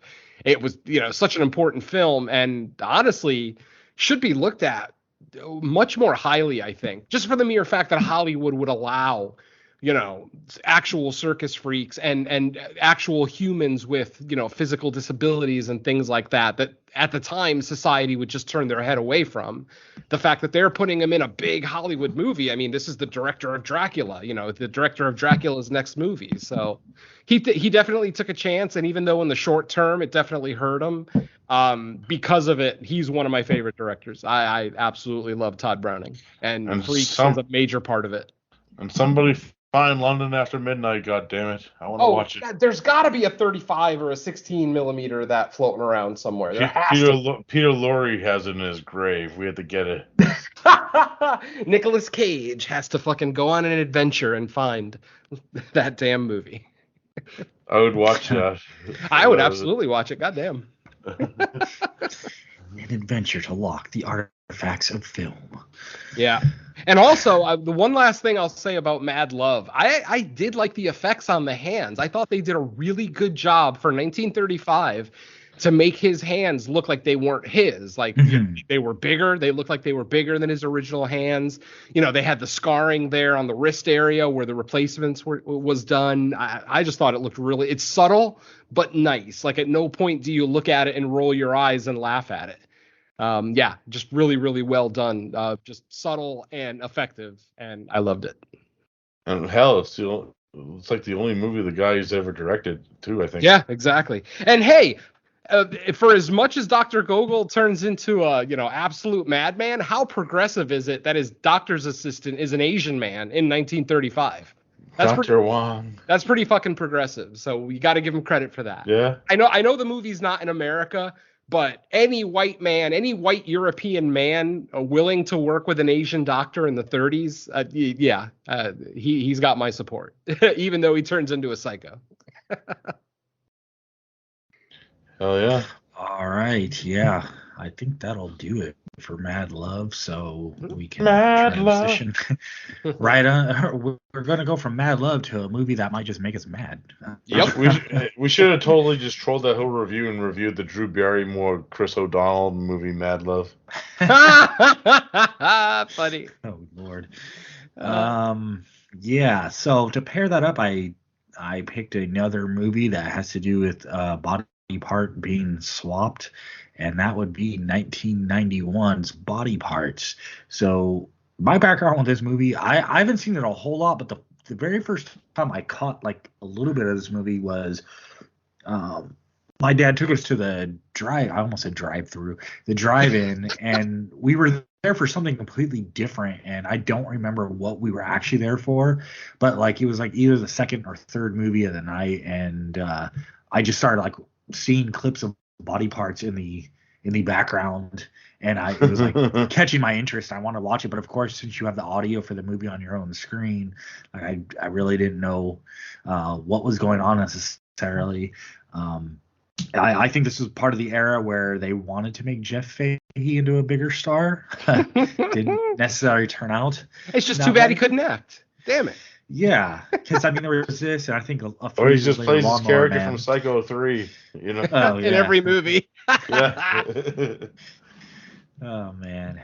So Body Parts 1991. After losing his arm in a car accident, a criminal psychologist has it replaced with a limb that belonged to a serial killer. Woo! Venom. Body Parts. What'd you think? All right, this was not a first time watch for me on Body Parts. I actually saw this. I don't think I saw it in theaters, but I saw it very soon after it hit VHS, which was probably the following year. And I never watched it again because I was not a fan of it. I remember watching it, and even though I wasn't as averse with body part swap horror at the time, It just, I don't know, like very little of it made sense and very little of it was all that compelling. Like I didn't like the main character. I didn't like his wife. I don't really like much of anyone in this film.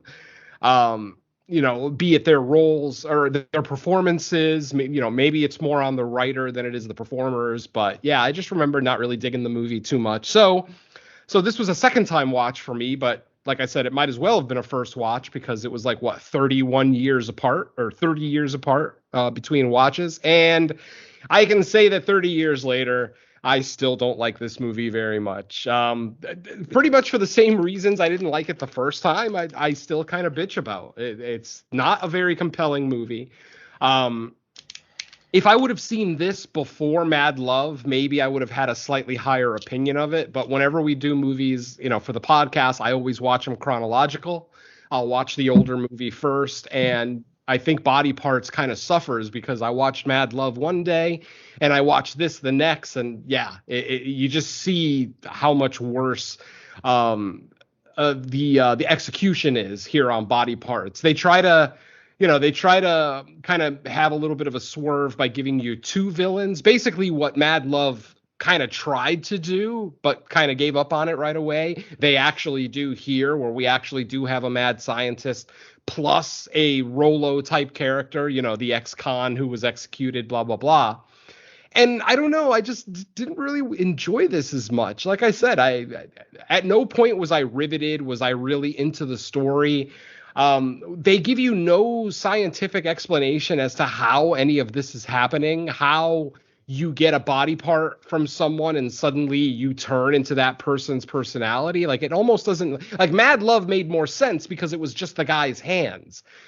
Stephen Orlock wasn't going crazy. He wasn't seeing images of murder. It's just his hands wanted to throw knives. For whatever it's worth, maybe I'm just being a little bit more forgiving of the older film, but for whatever it's worth, Mad Love just worked so much better for me than this. The fact that everyone who got a body part from this serial killer who was, supposedly executed is now, wanting to be a psycho killer. It just didn't work for me as well. The gore is okay. I mean, we get some gore, but it's usually like not on-screen kills, kind of more the aftermath type thing. We kind of see bodies and stuff, but the final scene is moderately satisfying. When the doctor kind of gets her justice, it's a fairly satisfying little scene.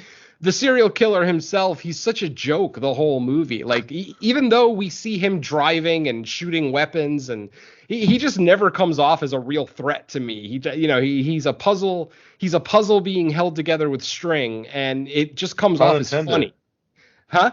Pun intended. Yeah, it just comes off as unintentionally funny. Like I never felt threatened by this guy at all, and I obviously didn't feel threatened by the doctor. I mean, she's a senior citizen woman. Nothing about her being a woman, mind you. Just the fact that she's old and frail. She's not exactly a threatening villain. So I don't know. I wanted to like this movie more on second watch, but as I'm watching it, I'm looking at my phone, I'm checking the time. I'm upset with the fact that I'm an hour into a movie, but it feels like I'm already 2 hours in, and the movie's under 90 minutes. So that kind of says a lot. The fact that Mad Love is an hour and 8 minutes, but it's so much more of an enjoyable watch than this one that's an hour and 90.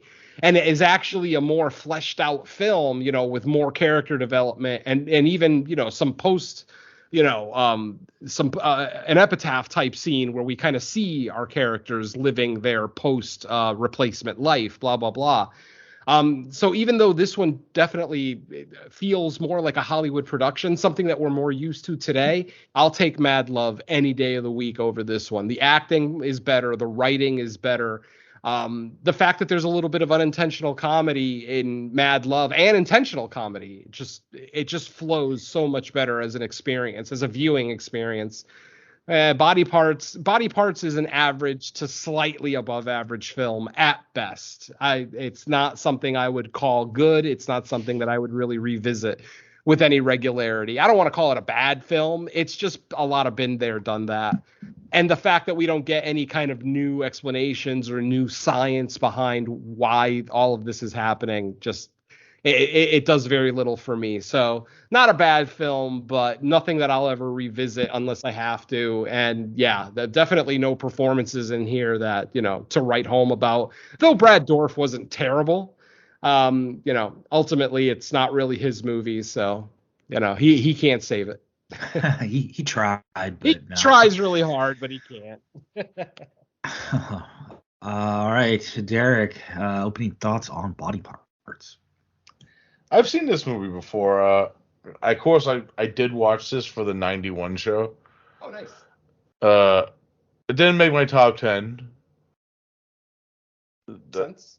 Yeah, I don't hate this movie, though. I think it's just... It's average. But I kind of knew what I was getting myself into with this one, too, because it is directed and written by Eric Red. And it is slow. I'll give you guys that. But a lot of his screenplays and stories kind of have the same setup.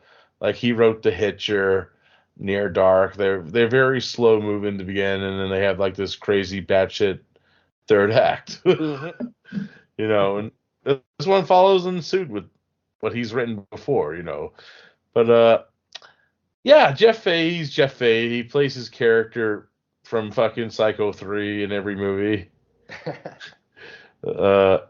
Ironically, the last movie Mike picked was Serpent and the Rainbow, and we got fucking Darjan, who plays a cop in this. Yeah, that's right. That's great. That actually made the movie entertaining. Yes, I will admit that. You were like, Darjan, what are you doing? I want to hear you scream. I actually like. Yeah. I like Paul Ben Victor as the guy on death row. Though, fucking, he's like, you got that tattoo? That means you're on death row, man. There's some fun character actor shit in this. Sure. Like Brad Dourif. I love that whole scene in the bar where the other guy's fucking with Jeff. Hey, let me see your arm. I got a matching one right here. There's some funny pun shit in this. Is it the greatest movie ever made? No, but I didn't have a shitty time watching it this time because I kind of knew what I was. I watched it like a year before this, and I actually was listening to some of the special features on the Scream Factory, which I did pick up for the 91 show when I did watch this originally. And yeah, there's some interesting stories about the movie. Is it like a 10 out of 10? Fuck no. But yeah, it's okay for what it is. It's not gonna, a one-time watch here and there. I say if you're curious on it, it's not gonna kill you, but you might not. It's a little slow moving, in some scenes, but it makes sense with the director. He has, he follows that same path. I think his most fast-paced movie actually is Bad Moon, which we also covered. Yeah. Ironically, but yeah, that's all I got to say on it. It's not original. It's definitely, some of the science shit doesn't make sense, but I'm thinking to myself too, would it make sense if they did explain it? I'd be like, that's fucking dumb. That's the thing too, yeah. I mean, I like explanation in horror movies, even if it doesn't make the most sense, just to see that the writers of the film at least tried to explain away, the supernatural aspect of what's going on. But yeah, this movie doesn't even attempt that. Yeah, that's true too. And I did crack up laughing when I see this killer, Charlie Fletcher, carrying these body parts out of the car. It is funny. Like there's some unintentional humor in here, definitely. Yeah. Yeah, not the best, but not the worst in my book. Yeah, just very middle of the road. Like these are the kind of movies I don't like talking about as much. Like I'll talk about a movie I love, and I'll happily talk about a movie I hate. We all know how crazy I get for that. But these middle of the road movies, it's like, what do you say? They're okay. Maybe it was better at the time, but like I said, I didn't like it when it was new that much either. Like I recognized its flaws back then too. So, it's as average can be. Yeah. If you like average, then rock on. But if you're looking for something exceptional, this ain't it. It was better than half the other shit I watched for 91, though, so I'll give it that. Oh, I'm sure, yeah. Yeah, I think one of the major problems this movie has, because there's a good enough cast going on. And the concept is fine, generally speaking. But I feel like this movie gets like a tonal shift where it can't decide if it's trying to play things serious or go for straight schlock. Because by the time we get like kind of our twist, like the mad scientist twist, and it almost does kind of like the Cure for Wellness thing, where like it starts out as like a small thing, but then like the more things unfold, it's like, whoa, what? We're going here. And this movie, it feels like, for the first half maybe, it's trying to be like a straight serious, and okay, what's going on? Do I have like a possessed arm or something? Like it's going for that, but then it's like, oh, so there is mad scientists involved, all in the name of scientific advancement, and it starts going for like the schlockier stuff, but it's almost too late. Like if it would have just gone for schlock the whole time and just fully embraced it, or just been serious the whole, like if it would have picked one of those lanes. But sometimes it's very difficult to like be serious, and then okay, in the third act we're going to introduce like the schlocky stuff now, because it makes it feel like it's trying to be two different types of movies competing with each other. It would have been interesting to see if the movie just leaned into or stayed in one of those lanes the whole way through instead of trying to switch it up. But yeah, I think I'm kind of like along the lines of Derek. It's like there's some entertaining stuff in this. Like we do get appearances from people in this cast that it's actually kind of impressive. Like some of these people are in this movie of all things, and it's cool to see them show up, and for whether it's like a scene or a few scenes or whatnot. But it's definitely not one of the better horror movies I've seen. But I didn't hate my time with it, but it's not something probably to revisit too often, unless like you want like the Jeff Fahey collection, and you're doing a retrospective on Fahey. You know what made this movie? Oh, go ahead. I was going to say, I love your analogy of comparing this with A Cure for Wellness, because without even thinking about it, that's 100% the same way I felt. Like with A Cure for Wellness, I was solidly on board. I was really digging what they were doing for the first two acts. But then when we get the reveal of what's actually happening and how long and how organized it is, I totally lost interest. And it was the same thing with this one. Once we get to the third act and we get the mad scientist reveal, I'm like, really? This again?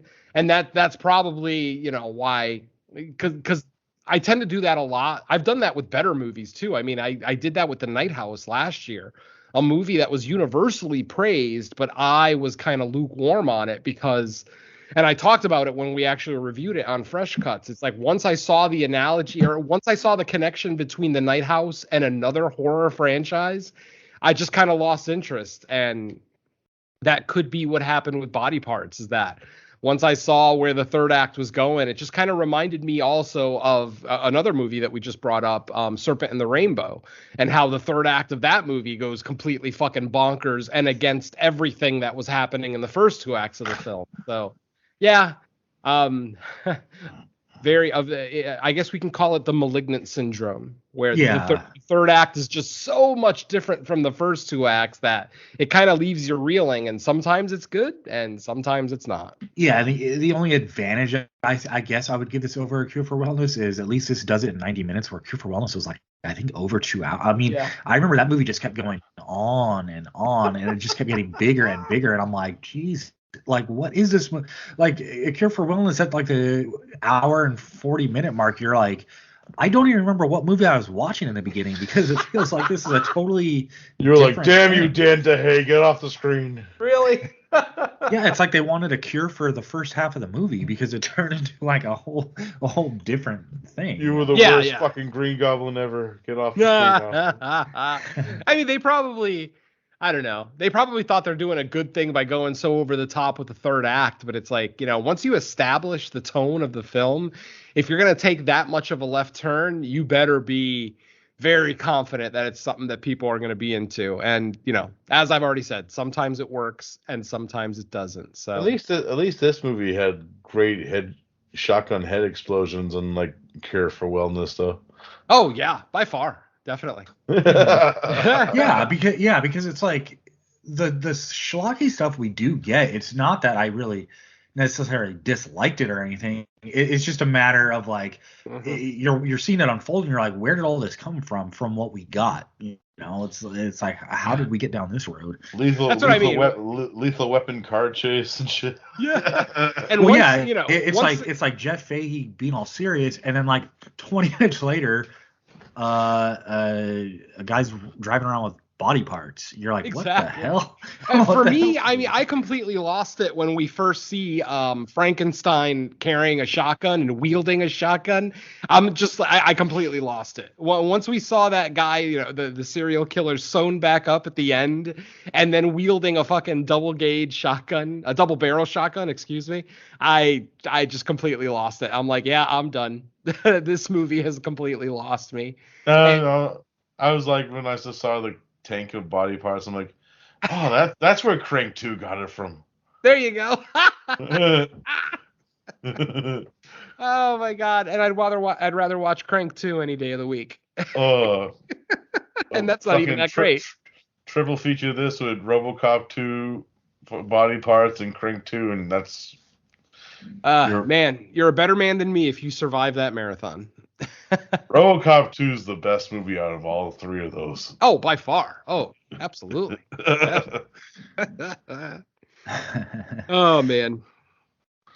Yeah. I don't know what much else to say on body parts. Yeah. Anyone listening that hasn't seen it, I would say it's worth checking out one time. Oh, sure. Just to see what we're talking about here, and maybe you'll appreciate that it goes the schlock route in the third act. But I would say just check it out. Yeah. See what you got to say. And suggestion to filmmakers too. If you're gonna make a movie and you're gonna have a boring ass actor like Jeff Fahey play the lead, don't give Brad Dourif a secondary role in the movie, because he's gonna completely outshine your star every time. So yeah, lesson learned here, folks. Hell, even Paul Ben Victor in those two scenes he's in fucking was like, great. Yeah, exactly. and that's Carly's boo, Jeff Fahey. She's a huge fan. Oh, really? She's a Fahey fan? I don't hate the man. I just wish he made better choices. Some of his movies. His best role is Grindhouse. Oh, by far. Yeah. I'll go with that. Oh, man. Well, I don't think I have much more to say about body parts. I mean, what else is there to say? Brad Dourif is awesome. Jeff Fahey's not. Zaki's okay. Dargent as a cop. Yeah, that's right. That character actor, and whether he's a hero or a villain, I love seeing him. It doesn't even matter. I can never pronounce his name, but I love him. Yeah. All right. Well, with that, we're probably going to wrap it up for body parts and episode number 41 of No More Room in Hell. But before we do that, let's go around and figure out where people can hear us. I know in the past, month and a half, there's been, I think, new shows announced or started, or new episodes at least. So, Venom, I'll start with you. Let everyone know what's going on in the world of Venom's podcasting. Well, my 2022 is actually going to be a lot less filled with podcasting as it has been in the past few years. I actually did end up stepping away from a couple of podcasts that I was working with. Over the last couple of years, I started a new job in the renewable energy field, which is it's going to have me working very odd hours. So weekday podcasting has pretty much been limited to fresh cuts. So, fortunately or unfortunately, depending on if you like hearing me, you're going to hear me a lot less in 2022. As far as the stuff that I have available, I am in the middle of editing the latest episode of No More Room in Hell presents Creature Comforts, for episode 5. We looked at 1966's UK released Island of Terror, starring Peter Cushing. That episode will be out very soon. It may even be out as you're listening to this one. And then, Creature Comforts will be back in February with our standard monthly episode. I don't think we've picked a movie yet, though we do know what we're doing in March, but I'll keep that under my hat for now. So yeah, that'll be out soon enough. Obviously, Fresh Cuts, we're still, Mike and I and Don will continue to put that out weekly. For our latest episode, we looked at a Spanish language release called The Wasteland that is currently streaming on Netflix. Check that out if you haven't seen that yet. For our next episode, we're gonna go ahead, Mike and I, and we're gonna make Don and Ellie happy. We're gonna go ahead and do our first shark movie since Don has been an official co-host on Fresh Cuts. We will be looking at the new Alicia Silverstone film, The Requiem, which is actually currently playing in theaters, but it's also available on Tubi. Go figure. So yeah, you can watch a movie that's in theaters right now for free on Tubi if you have the app, and the Tubi app is free. So there's no reason not to download it if you have any kind of video game system or streaming device. Grab Tubi, Tubi, Tubi.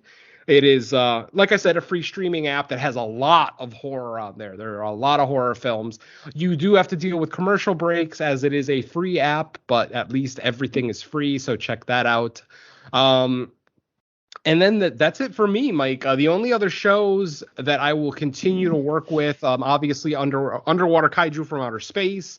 As long as Jerry Herring has the desire to record those episodes, I will continue to be a part of that.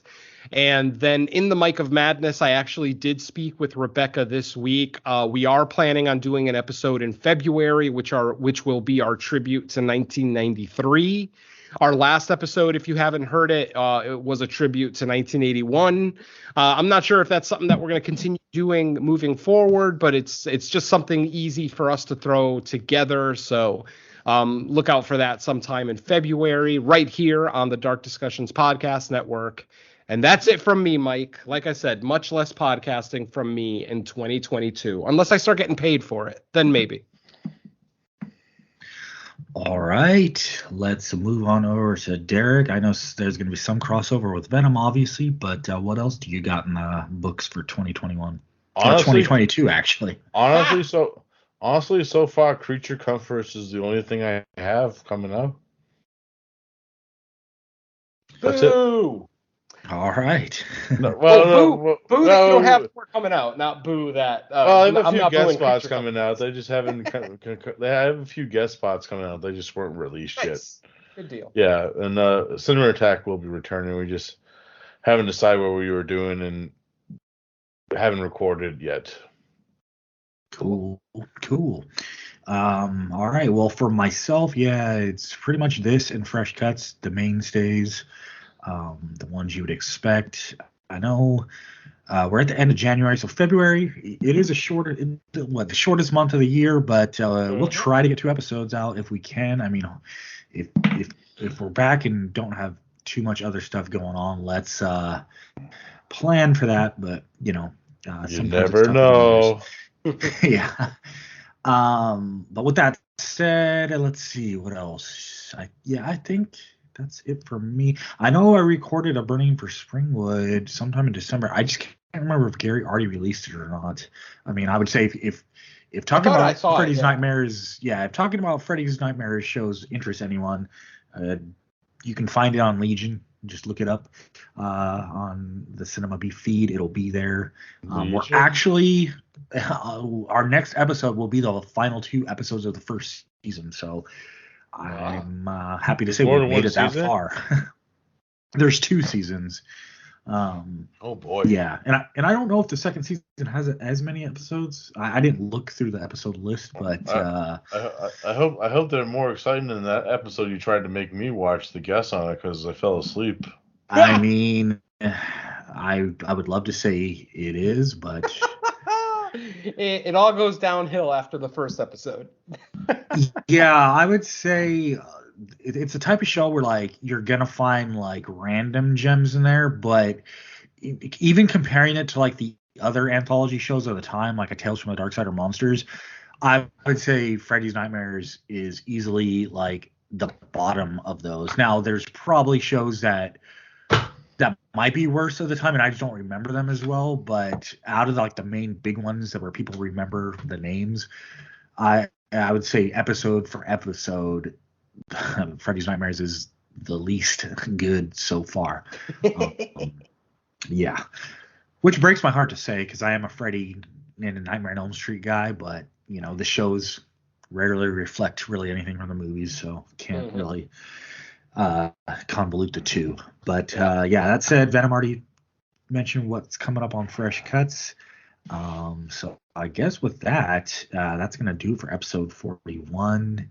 And we will get to work planning out episode 42 and then hopefully 43 right behind it. Does it go back? I don't even remember. It goes to Venom. But Yeah, Venom now? my picks. All right, Venom. Well, happy hunting for your picks, unless you already know them. But otherwise, yeah, hope to figure it out in this coming up week. Yep, soon enough.